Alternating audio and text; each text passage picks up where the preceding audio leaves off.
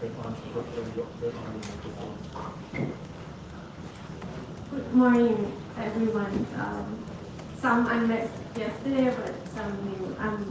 My name is Klairung Iso, and I'm here today to present another paper.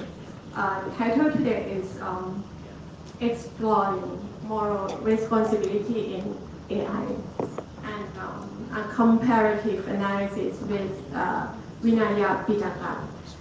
In fact, apart from my commentator and everyone here, I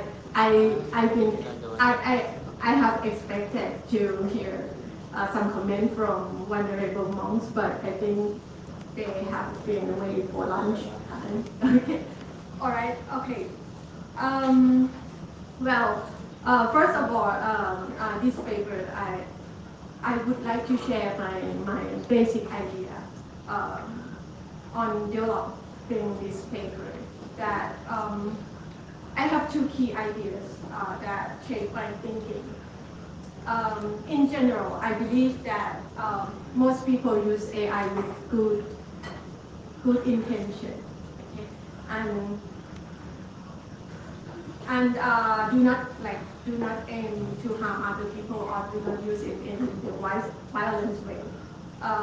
Anyway, however, in some situation that where harmful consequence occurs, not because of misuse of AI, but because of unintended consequences from AI operation itself. So, for example, a person might use AI with good intention, but the system might go wrong, for example. In this case, we need to think about how should we think about the distribution of moral responsibility among AI and people who use the tool. And then this is one point, the first point. I believe that people use AI with good intention. The second point, my point is, my work is framed by the idea of postmodernism. What is it? Not postmodernism, posthumanism. Sorry. What is this posthumanism? It means,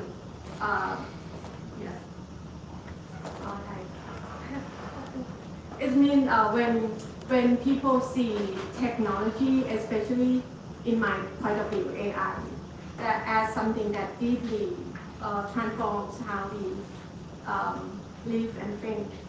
And I also take seriously the idea that AI is becoming more like a social organism, as I mentioned about this yesterday, about algorithm trading.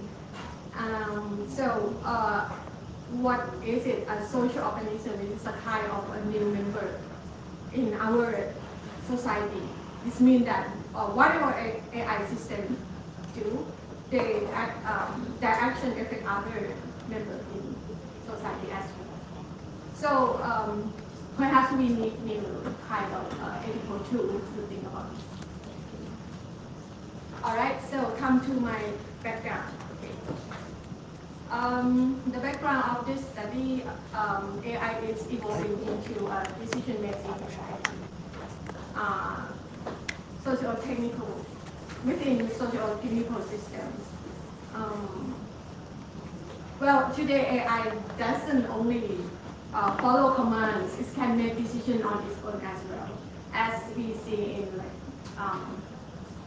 some incidents about autonomous vehicle, and the thing that I just presented yesterday about AI in algorithm trading, that they can make the market to be more volatility, and even to make market crash, and they can kind of talk to each other and collude and make the market be in the negative way. Okay. So, this is the first thing. The second thing, ethical concerns that arise regarding accountability in AI-driven decision. And the last one is the Vinaya Piṭaka. I think, in my point of view, I think perhaps Vinaya Piṭaka which is about the text, the Buddhist text about the discipline for monks for the monastic community. Okay, would be relevant ethical source of knowledge for this situation. I mean, for the AI and human being situation. So my research question: how should moral responsibility be distributed between AI and its human stakeholders? I mean, for example, developers, owners, and users. And how does the Vinaya Piṭaka framework of moral responsibility clarify AI autonomy, responsibility, and punishment? Why I'm interested in the Vinaya Piṭaka?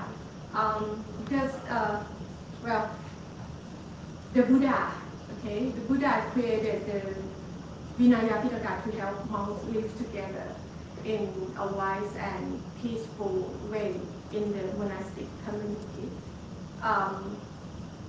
This is true, but more importantly, the deeper insight is that the Buddha wanted monks to live peacefully within society, I mean the whole society as well. I mean with lay people as well, without disturbing lay people. So that's why many rules in Vinaya are very detailed.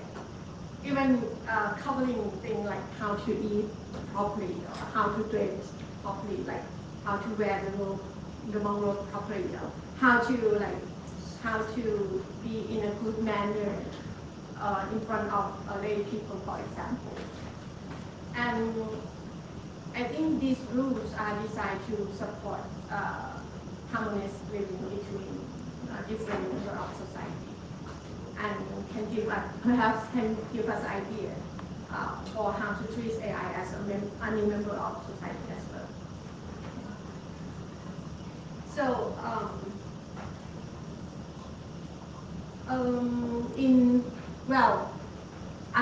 another thing that why I'm interested in Vinaya, because in Thai society, Buddhist text is still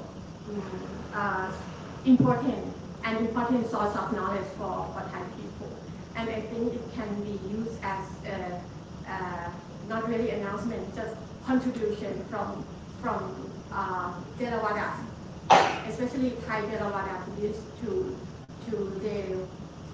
the world community. So the importance of the research. The first one, AI is becoming increasingly autonomous, rising ethical concerns, and as I said, I see AI as a new member of society, and it affects us. And the second one, traditional ethical frameworks like Buddhist ethics, I believe that it can provide valuable insights. And the third one, this study contributes to interdisciplinary discussion on AI ethics as well, because it's going to be involved with some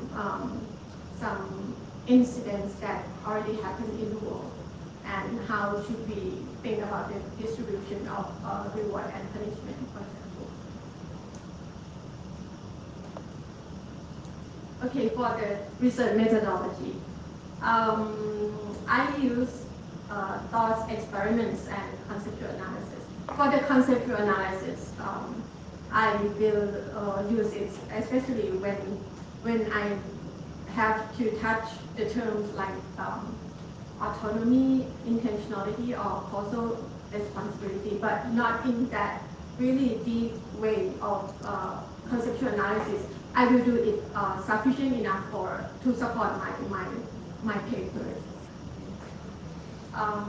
And for the thought experiments, it's based on analogy. Yeah, I will use analogy between AI and ethical scenario in the Vinaya Piṭaka, because in Vinaya Piṭaka there are lots of ethical scenario, and Buddha showed how he judge the punishment and rewarding, for example.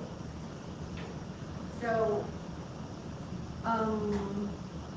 the ethical issue, no, I mean the analogy that I will focus, I mean the result from the analogy that I expect is focus on rule related to intentionality and responsibility. And the second one is to examine parallel between AI decision making and Buddhist ethical principle. And my references text perhaps at the moment, I'm thinking, yeah, of course, Vinaya Piṭaka and Abhidhamma, which is the important text for Theravada Buddhism, and perhaps Sutta Piṭaka, I'm going to look at it. Perhaps. Well, let me show you the example of the scenario that I found from Vinaya Piṭaka. Okay. It's a simple story, just about a monk who kills another person. Okay, in Vinaya Piṭaka. When we talk about killing in Buddhism, so many people think about 5 precepts, right?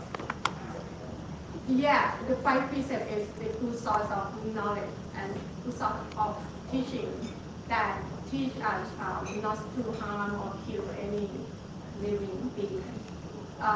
However, the 5 precepts only tell us what we should not do. They don't include any form of punishment. So, but in Vinaya Piṭaka, we actually find rules that include punishment for harmful actions like killing. And that's why this story is significant for me. It helps us to think about our moral responsibility and consequences in moral detail. So here, this is the scenario, okay, from the illustration. The story is a monk commands another to kill. Okay, the monk, the orange one, commands the black one. And then what happened is the black one, the black monk, killed the wrong person. Okay, and the wrong person is harmed. So from the illustration, okay, below the illustration you see that this is how the Buddha judged the event, and the instigator or the one who commands faced an offense of wrongdoing, while the executor monk is expelled due to an offense involving defeat. Okay, this is the name of the category of the punishment. In Buddhism, to provide you some more information, in Buddhism there are 4 levels of punishment to the monks in the monastic community. The first one is what we call parachik. Parachik is very serious, for very serious mistake or wrongdoing. The result is the monk will be expelled for life from the community. For example, in this case, if a monk kills someone, he can no longer stay in the monk community. And the second one, we call it Sankhatisek. Sankhatisek is for wrongdoing that serious but not the most serious as the first one. The monk must confess and go through rehabilitation process. For example, for sexual misconduct. And the third level, okay, it's called Anniyyata, or it's referred to offenses where the facts are unclear. And further investigation is needed before deciding the level of punishment.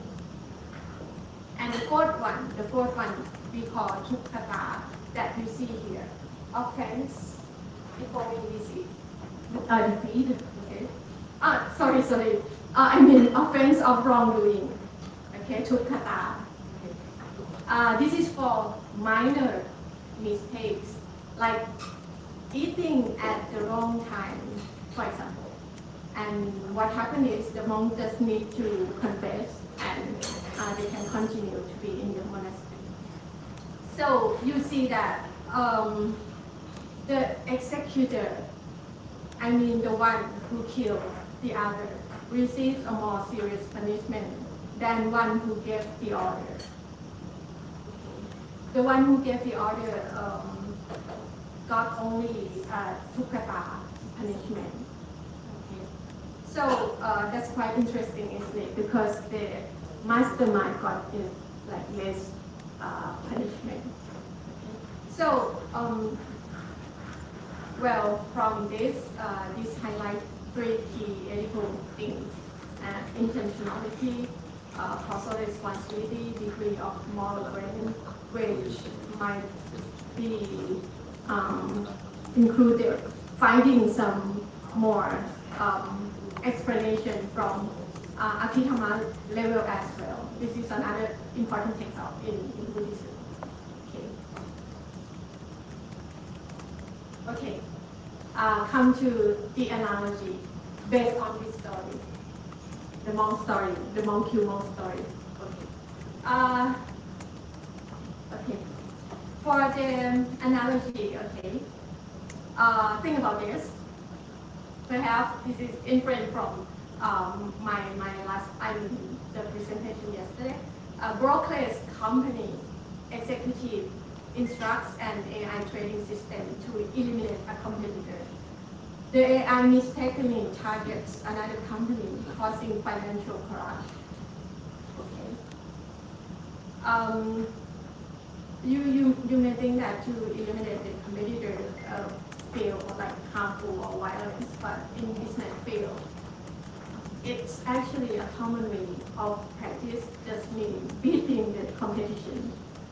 Just like the one story, so the executive holds moral responsibility for the unethical command, and the ethical system follows what it was programmed to do, but it ends up causing harm. Okay. In my idea, the Vinaya model helps us to think: should the AI system be withdrawn from use, or should the executive admit faults and perhaps offer compensation, something like that? It challenges us to consider this kind of question. Okay. And as I mentioned, to strengthen this analogy, I might draw from the Abhidhamma as well, which explain in detail, and its commentary which will explain in details about conditions and about the intentionality that it might be applied to my case.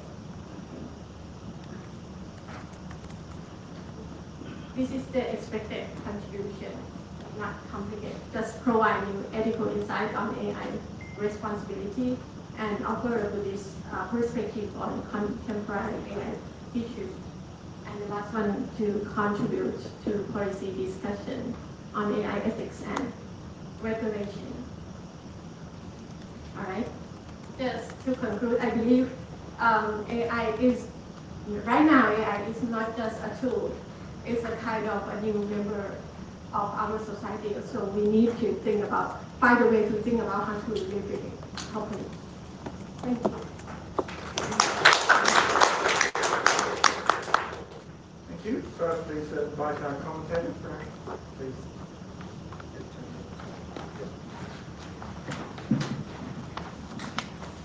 I'm really happy to share the podium today with my esteemed academic friend from Chulalongkorn Department of Philosophy, Dr. Iso, and she and I will have a similar AI venue at the Siam Society of the World Patriots on April 10th, and she has some flyers if anybody wants. The Siam Society lecture will be based on a current article in the journal Asian Philosophy in the Taylor and Francis group. It's the February issue. Thanks to the conference organizer, my colleague Sorange Comparative, professor in IBSC MCU, where I also teach, and he is the founding director of Center for Science Technology at Chulalongkorn University. Thank you for the kind invitation to be here. In this comment, I will pose some questions in the hope of stimulating audience discussion. I will also mention some Pali Buddhist texts from the Sutta Piṭaka that will add to the speaker's use of Vinaya and Abhidhamma. So here are my questions for discussion. There are 8 of them. 1, regarding the ethical concerns about accountability, can AI and, for example, ChatGPT in particular, be moral agents? What is a moral agent? 2, compared with the example of humans in the business world, where a human error does not necessarily mean that the employee will be removed. So by analogy to an AI error, this does not mean that the machine will be removed or taken out of service. But how could it be technically possible for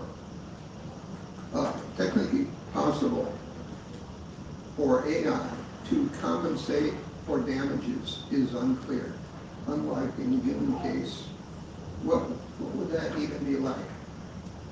Question 3, in what sense of autonomy can autonomy be predicated of the non-human AI?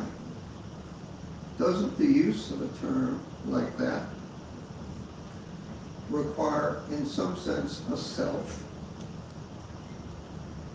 And since AI can be characterized as a data mine, as we will agree, combining the true and the false in its searches, in what sense of the term could ChatGPT have a self?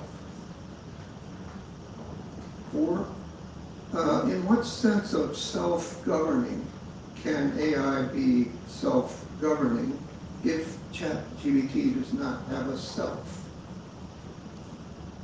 5, what would the calculus or method of dividing moral responsibility and damage payments among AI machines, humans, and so on? Also, what would be the financial disbursement method for AI to pay?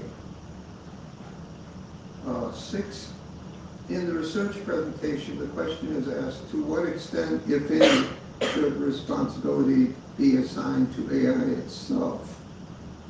I think perhaps a logically prior question can also be asked. Why should one think that AI can bear responsibility at all? Again, are they moral agents? 7,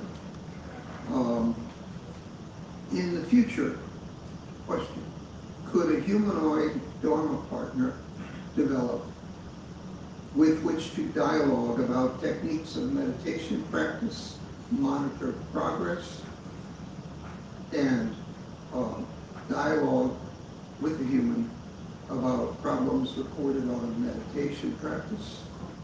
The AI field is growing as we speak, so one might wonder whether this has already happened.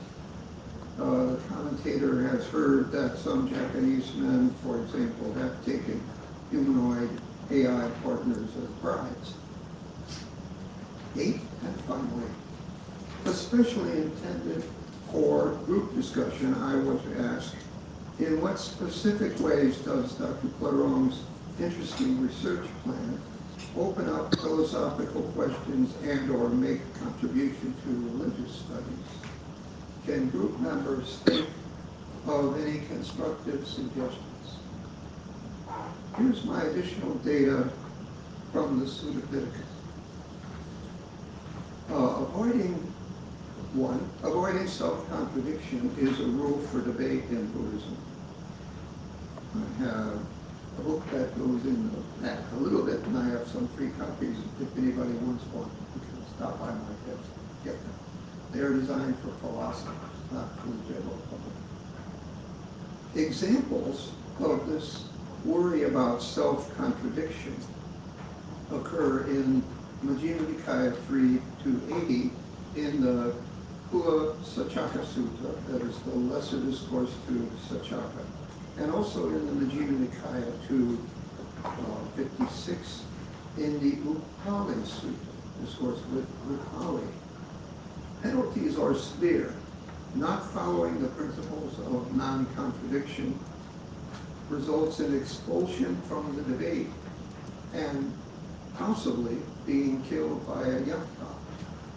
The text says that the monk who contradicts himself 3 times during a debate without rectifying the contradiction will be commanded by a thunderbolt-bearing yakka to answer.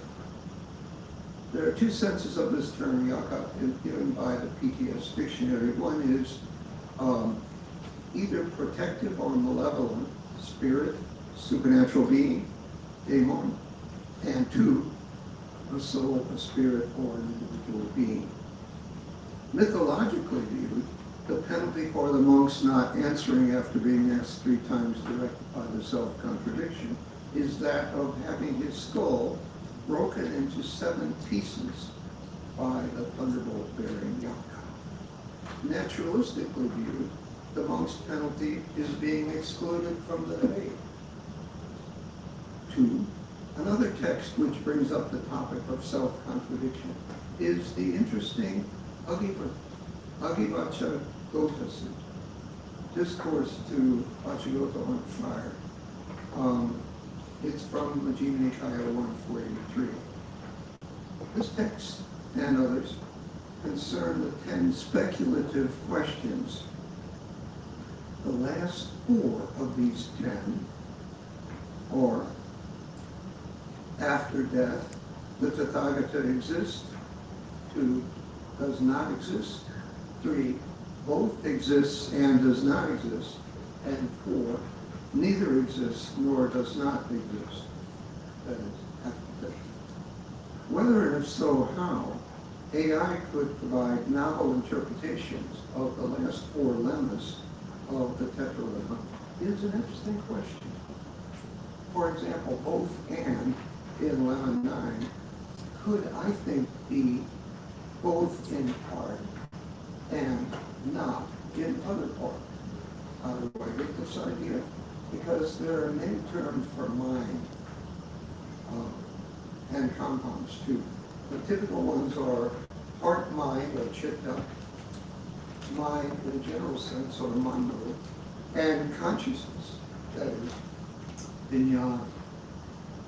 3, following the above line of thinking, one might wonder whether AI in some form could in the future make a contribution to Buddhist studies by developing new interpretation of lemma 9 in the 4-fold logic. Well, thank you very much for listening, and please direct your own questions now to Dr. Klairung or follow up on a question from my list of yours.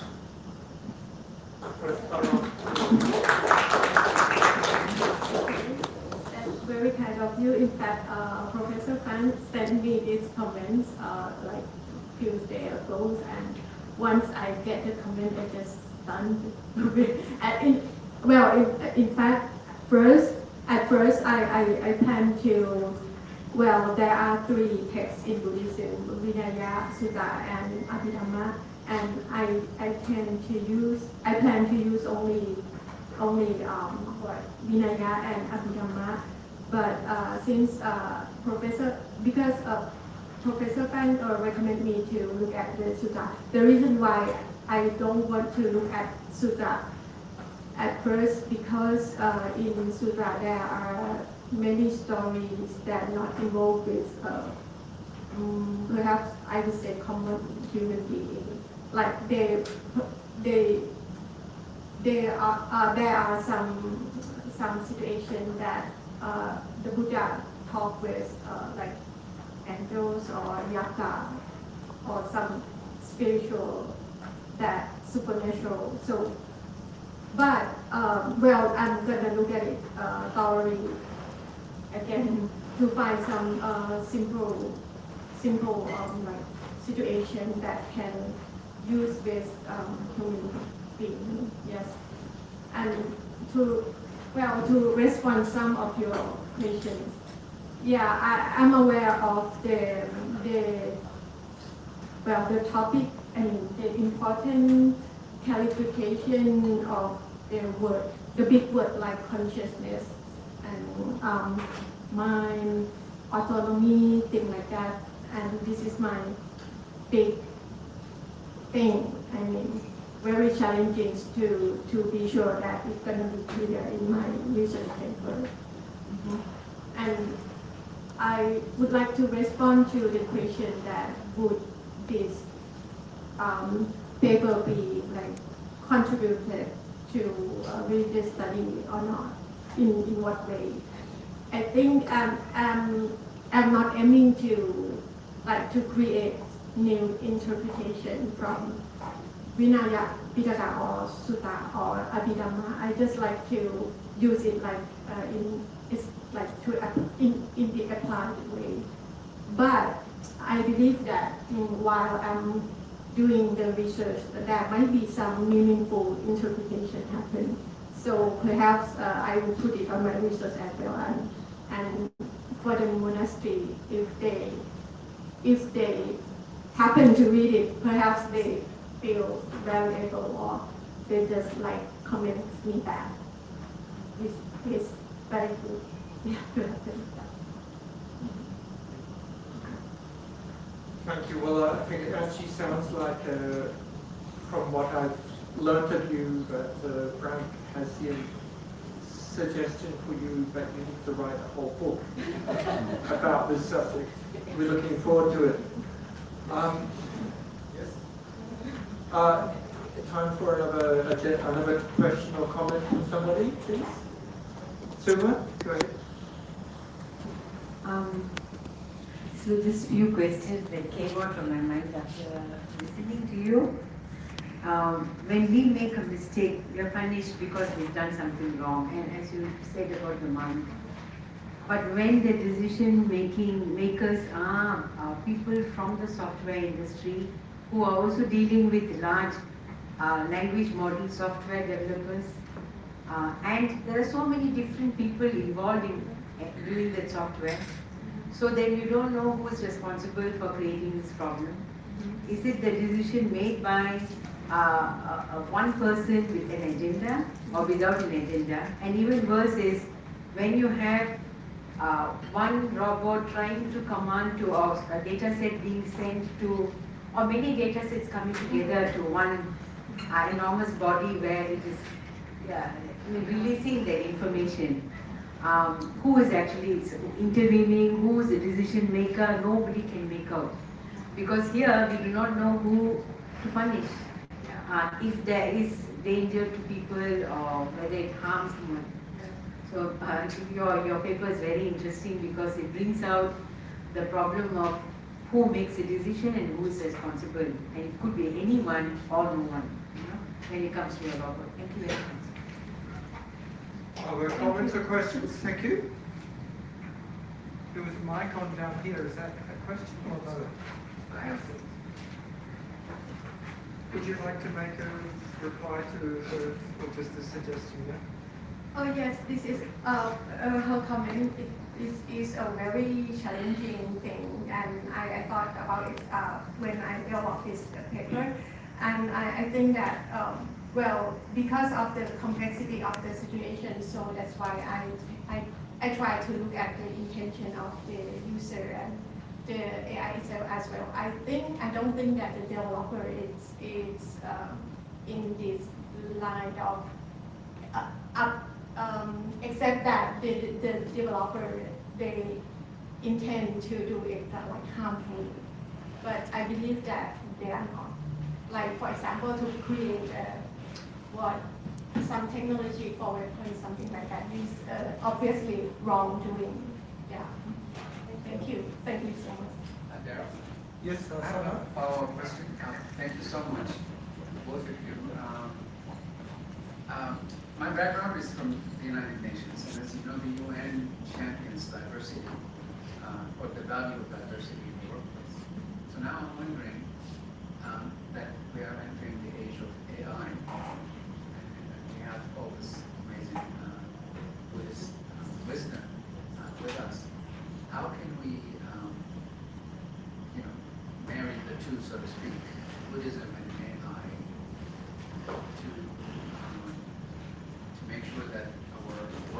environments continue to be as harmonious and valuable and and as diverse, because diversity is important for choice. So what would you advise if I was basically creating a company now, what would you tell me about this, about diversity from your perspective? Yeah, about diversity. Well, let me put it in this way. Basically, Buddhism deals with consciousness and like mindfulness, how we live in the world peacefully.